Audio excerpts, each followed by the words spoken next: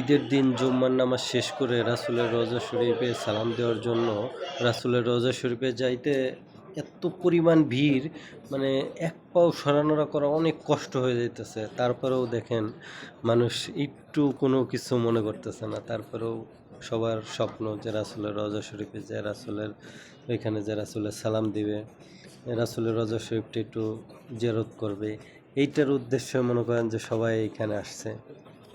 আর এত পরিমাণ ভিড় হয়েছিল ঈদের দিন, ভিডিওটা আমি সেই সময় ছাড়তে পারিনি। হয়তো সেই সময় অনেক ছিল, এই কারণে আমি পরবর্তীতে এই ভিডিওটা ছাড়তেছি। যে ঈদের দিন দেখেন কি পরিমাণ ভিড় হয় রাসূলের রওজা শরীফ। এমনি তো আপনার 2টা পর্যন্ত বন্ধ করে রাখে, 2টা পর্যন্ত বন্ধ করে রাখে, ভিতরে মানুষ থাকে তো। রমজান মাস সবাই এইখানে এতেকাফে বসছিল, এখানে জায়গা থাকে না, এখানে মানুষ বাইরের মানুষ ঢুকতে দেয় না। এই কারণে মনে করেন যে 2টার পরে এতেকাফের মানুষজন সব চলে যায়, তারপরে এসে আপনার এইখানে রাসূলের রওজা শরীফে ঢোকা শুরু হয় আসরের আগের থেকেই।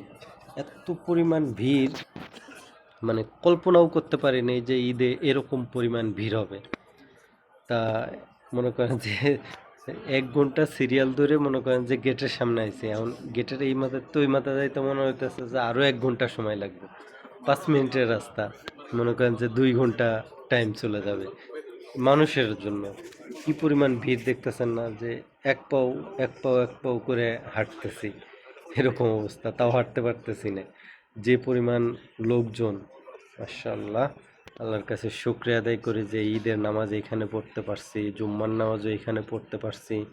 এখন রাসূলের রওজা শরীফটা জিয়ারত করে যাইতে পারলেই মনে করেন আলহামদুলিল্লাহ, মনের একটা সার্থকটা মিটে যাবে। মনে করেন যে 170 কিলো পার হয়ে আসছে এইখানে ঈদ করার জন্য।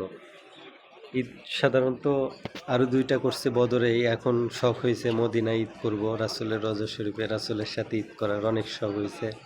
এখানে অনেক সাহাবীরা আছে, এদের সাথে ঈদ করার খুব শখ হয়েছে। জান্নাতুল বাগিচার দেখতে পারি নাই, যেহেতু টাইম ছিল না। সারা রাত তো আপনার ঈদের নামাজ পড়ার জন্যই কেটে গেছে। এখন খাওয়া দাওয়া করে, জুম্মার নামাজ পড়ে খাওয়া দাওয়া করে এখানে আসছি জিয়ারত করতে রাসূলের রওজা শরীফ। অবশেষে কাছাকাছি চলে আসছি, দোয়া করবেন খুব তাড়াতাড়ি চলে যাইতে পারবো কাছে রাসূলের রওজা শরীফ। আর আপনারা সবাই যারা যারা এই ভিডিওটা দেখতেছেন, ভিডিওটা শেয়ার করে দেবেন। আর রাসূলের রওজা শরীফ দেখলে সবাই রাসূলের সালাম দিবেন আর কবরটা জিয়ারত করবেন। হয়তো অনেকে আছে এখানে আসতে পারবেন না, দেখা গেলো এই ভিডিওটা দেখে রাসূলের রওজা শরীফটা জিয়ারত করতে পারবেন এবং রাসূলের সালাম দিতে পারবেন। চলে আসছি খুব কাছেই, দোয়া করবেন সবাই আমার রাসূলের জন্য। আমার রাসূল তো আমাদের সবার জন্যই দোয়া করতেছে, শুধু মরার আগ মুহূর্তেও বলেছেন উম্মতের চিন্তায়।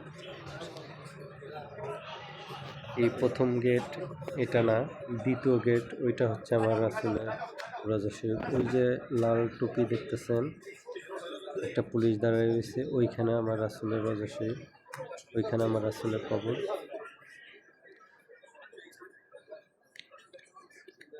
এটা না, এটার পরেরটা।